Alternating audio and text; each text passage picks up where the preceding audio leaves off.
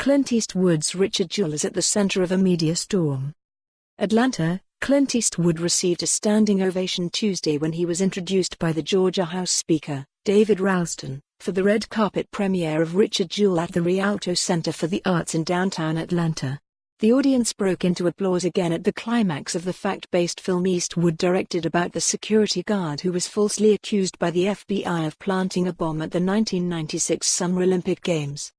The reaction was a contrast to how the film was received Wednesday at a screening arranged by Cox Enterprises, the owner of the Atlanta Journal-Constitution, at a theater near the newspaper's headquarters.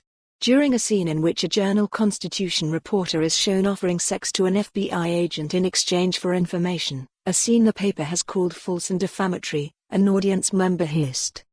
The film shows Kathy Scruggs, a law enforcement reporter, sidling up to the FBI agent at a bar days after a pipe bomb packed with nails had exploded at Centennial Olympic Park in the city's downtown area, causing 2 deaths and injuring 111 people.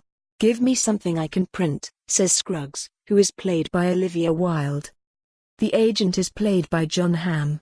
Using crude language, he implies that he would not give her the name of the leading suspect in the bombing even if she were to have sex with him.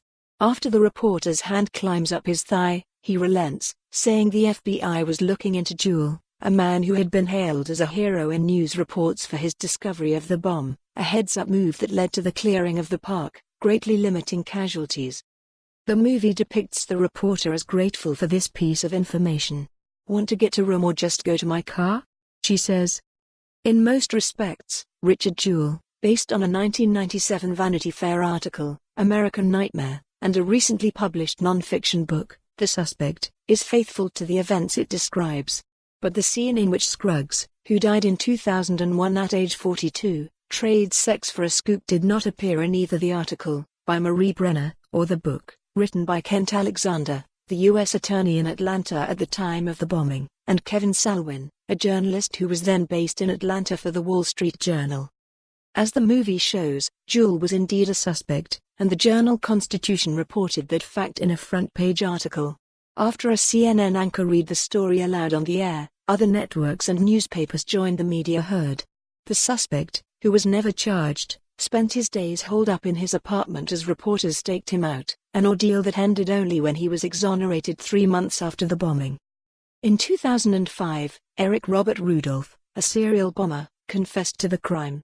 Jewell died in 2007, a symbol for those who have faced trial by media. For more on this story, visit the news article link.